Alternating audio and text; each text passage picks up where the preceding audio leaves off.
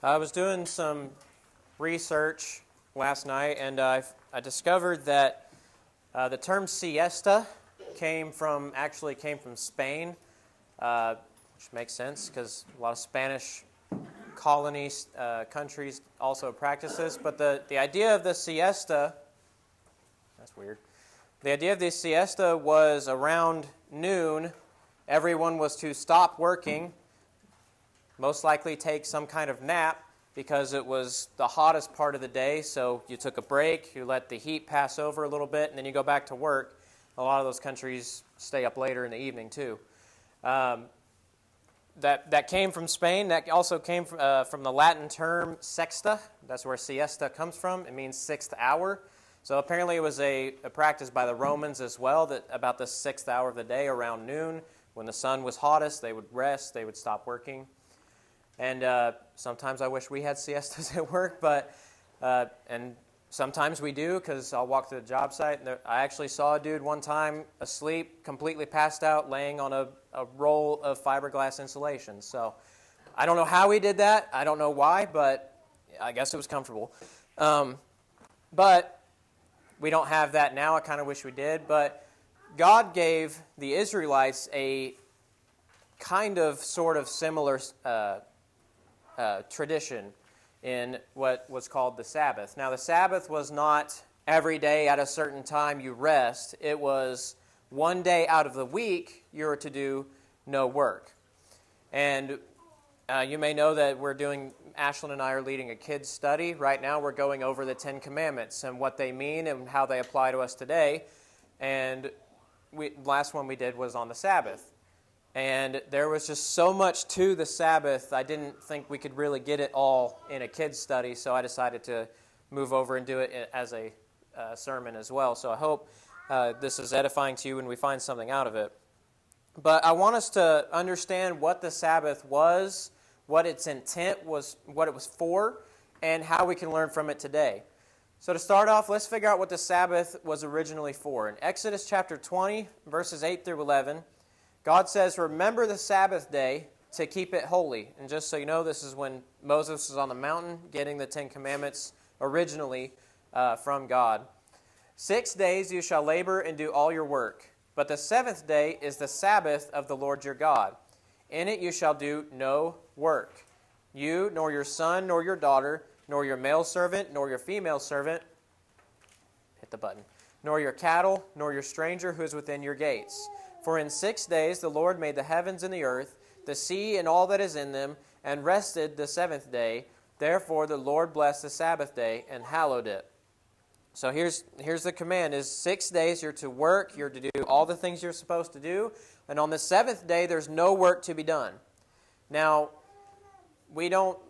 he's not talking about you don't go to work, which of course that would also apply, but there was a lot of other things that they could not do on the Sabbath day. One example is they weren't allowed to light fires.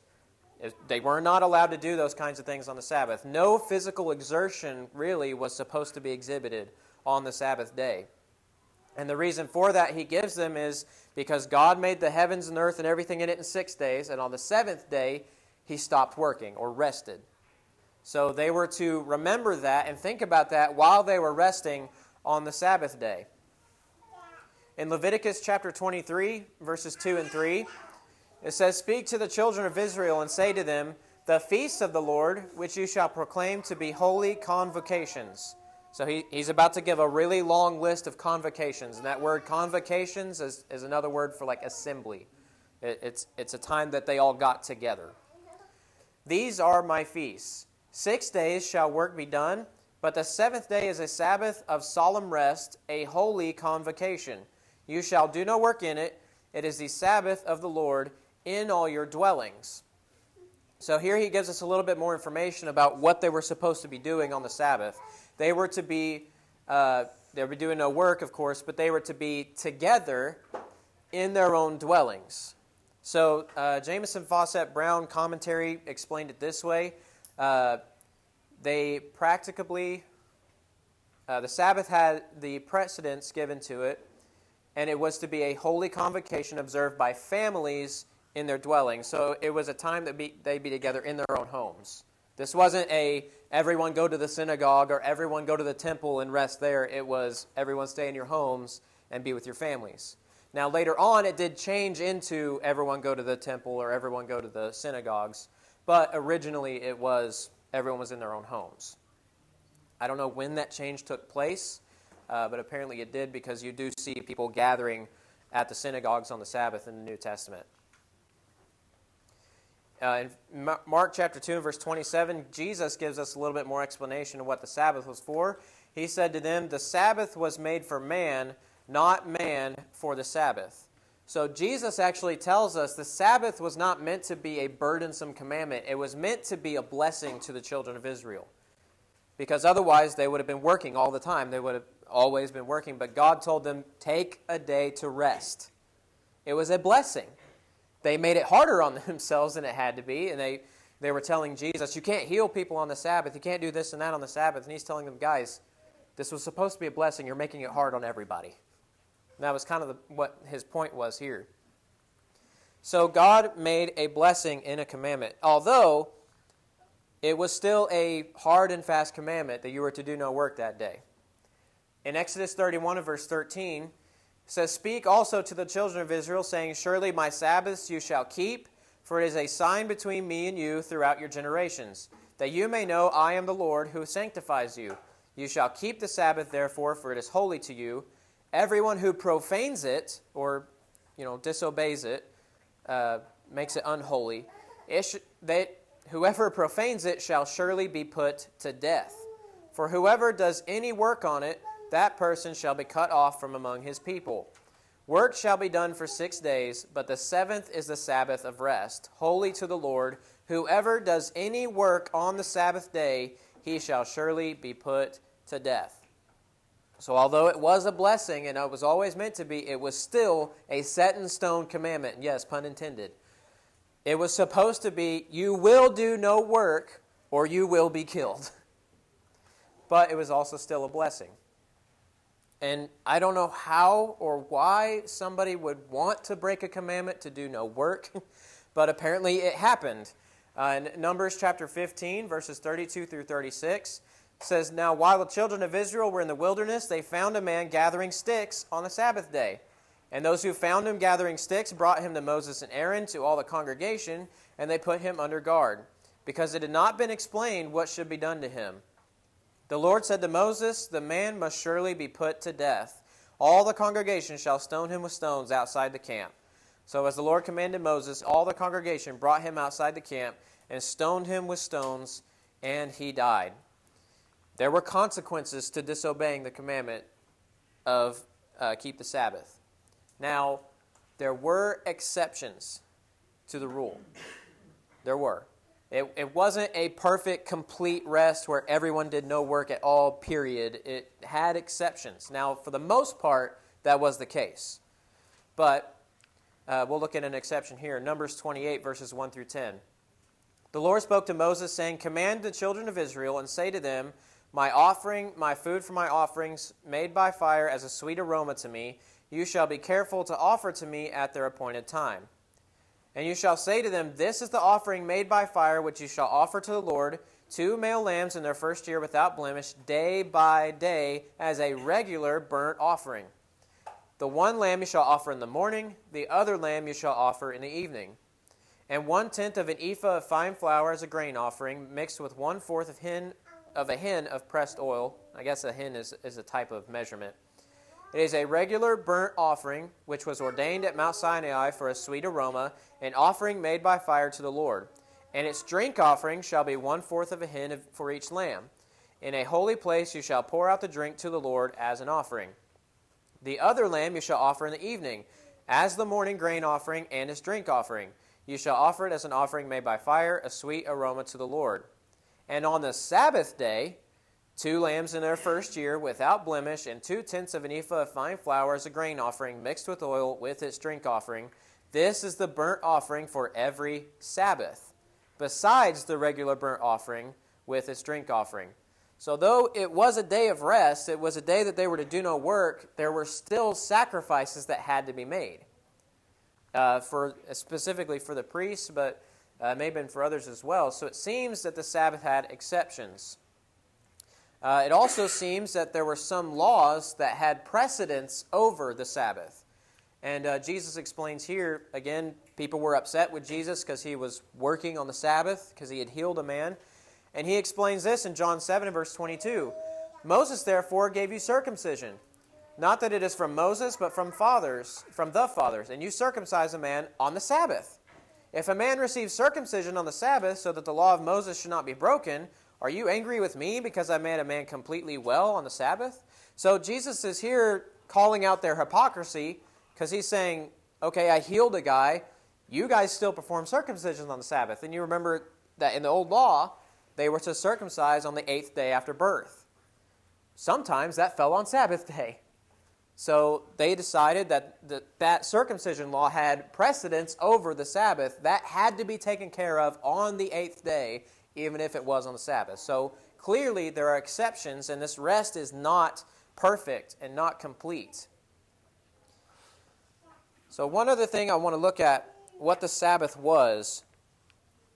Colossians chapter 2 and verse 16. Paul is speaking to a group of people that are trying to go back to the old law a little bit and bring the old law into the New Testament and into the church. Colossians 2 verse 16 says, "So let no one judge you in food or in drink, or regarding of a festival or a new moon, or Sabbaths, which are a shadow of things to come, but the substance is of Christ." So Paul here explains that the Sabbath day was a foreshadowing of Jesus. It was, you know how sometimes in books or in movies, somebody will say something or they'll show an object, and then it seems like inconsequential at the time, but then you get to the end, you go, oh, that's why he said that, or oh, that's why that object was there. It's a foreshadowing of what's going to happen. That's what the Sabbath was. It was a picture as something that was incomplete, that later on they could look at Jesus and go, oh, that's what that was for. That's what Paul is explaining the Sabbath was like. Now, how in the world can a mandated day of rest be a foreshadowing of Jesus? Well, I almost called you Hebrews. Jeremy gave us a lesson a little while ago about what the whole book of Hebrews was about. And if you remember, the book of Hebrews was written to tell the people he's writing to that Jesus is better than the old law and the Old Testament and the prophets. So we're going to go to Hebrews and look at how he explains how the Sabbath is a foreshadowing of Jesus. And if you'll pull out your phone or your Bibles or whatever you're using to follow along, we'll read Hebrews chapter 4, verses 1 through 11. Hebrews chapter 4, verses 1 through 11. It says, "Therefore, since a promise remains of entering his rest, let us fear lest any of you seem to have come short of it. For indeed the gospel was preached to us as well as to them, but the word which they heard did not profit them, not being mixed with faith in those who heard it. For we who have believed do enter that rest. As he has said, so I swore in my wrath, they shall not enter my rest, although the works were finished from the foundation of the world. For he has spoken in a certain place of the seventh day in this way, and God rested on the seventh day from all his works. And again in this place, they shall not enter my rest.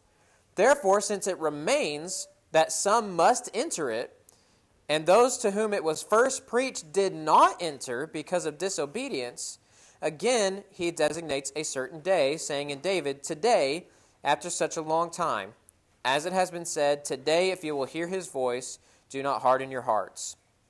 For if Joshua had given them rest, then he would not afterward have spoken of another day. There remains, therefore, a rest for the people of God.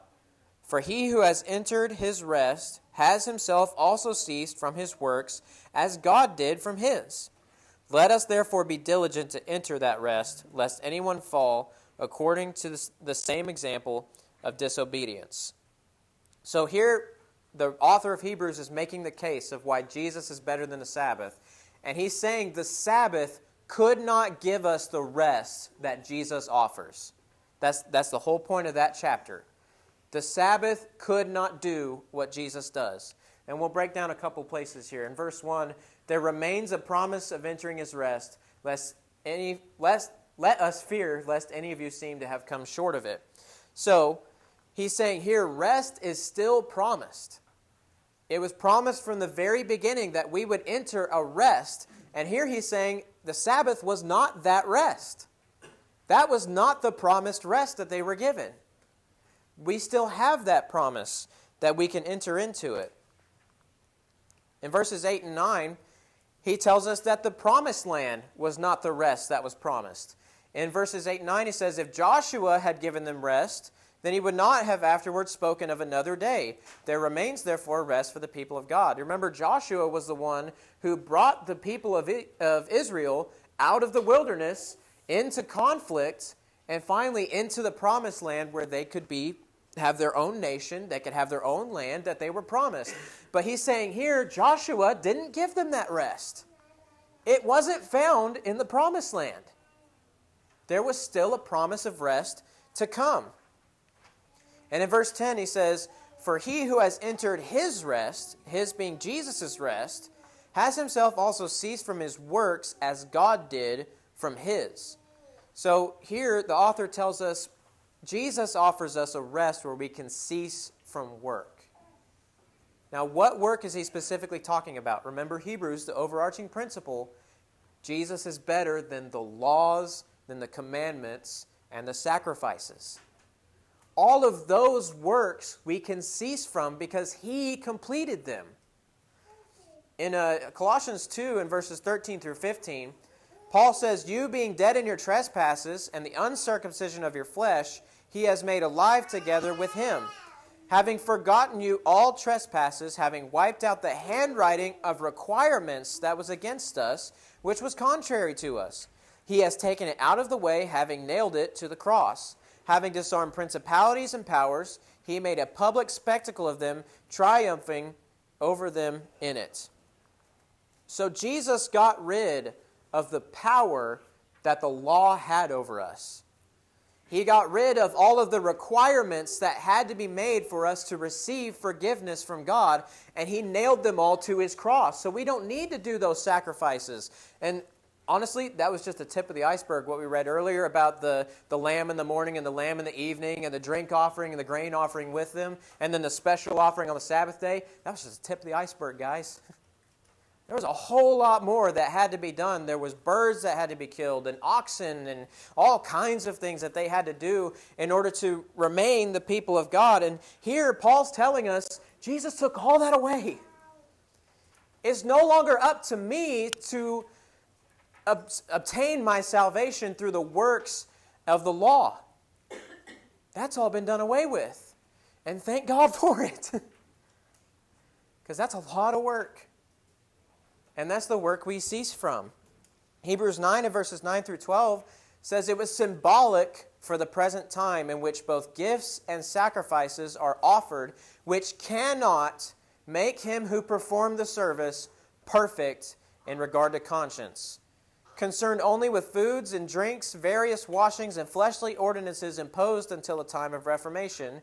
But Christ came as a high priest of the good things to come, with the greater and more perfect tabernacle not made with hands, that is, not of this creation. Not with the blood of goats and calves, but with his own blood he entered the most holy place once for all, having obtained eternal salvation. See, our consciences can be free now. That guilt doesn't weigh on us like it weighed on them. You know those sacrifices they had to do every day? You don't think their guilt weighed on them every time they had to kill a sheep, or every time they had to kill a goat, or every time they had to kill an oxen, or every time they had to pour out a drink, that guilt was always on them. But Jesus takes that guilt away. He takes that away so our conscience can be clear. And we no longer have to feel that weight. We can rest from it. He gives us that perfect rest. In 1 Peter 3, in verses 20 through 22, Peter says, I'm talking about people back in Noah's time, were formerly disobedient, or who formerly were disobedient, when once the divine long-suffering waited in the days of Noah, while the ark was being prepared, in which a few, that is 8 souls, were saved through water.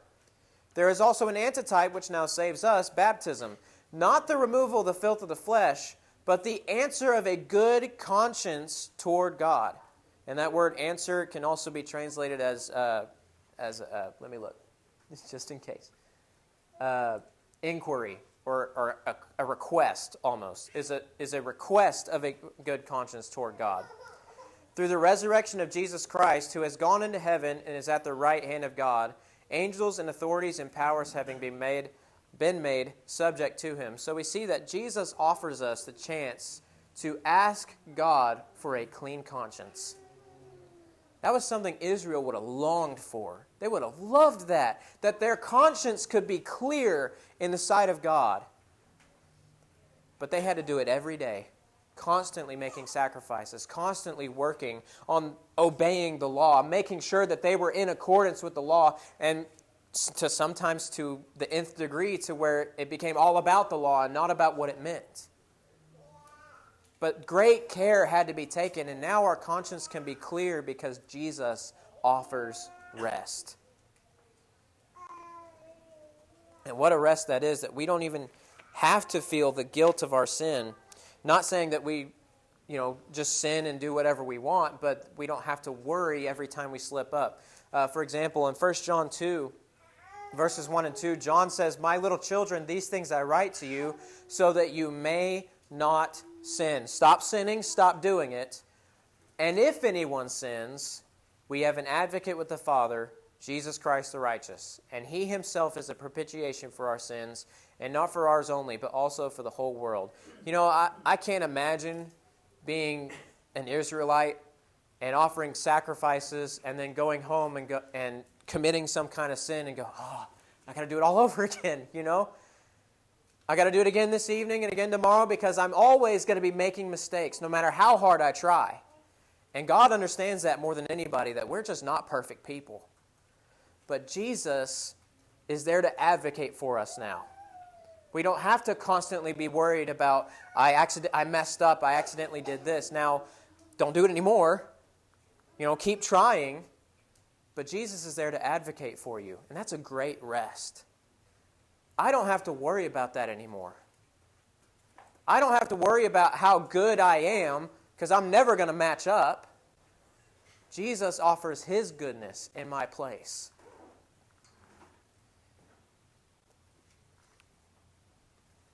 And Jesus offers us an invitation. In Matthew chapter 11 and verse 28, Jesus said, "Come to me, all you who labor and are heavy laden, and I will give you rest. Take my yoke upon you and learn from me, for I am gentle and lowly in heart, and you will find rest for your souls. For my yoke is easy and my burden is light." Jesus offers us his ultimate rest. A rest in which we don't have to worry about making sure I'm good enough, where our conscience and our guilt can be clean in the sight of God, and where we don't have to do all the works, we don't have to worry about being good enough, and our sins can no longer weigh on us. Jesus took the law. Jesus took our sins and all the works we had to do to get rid of them, and he put them on himself. And he destroyed them on the cross. And today he offers you that rest. And I'll tell you, if you have not entered that rest, you need to.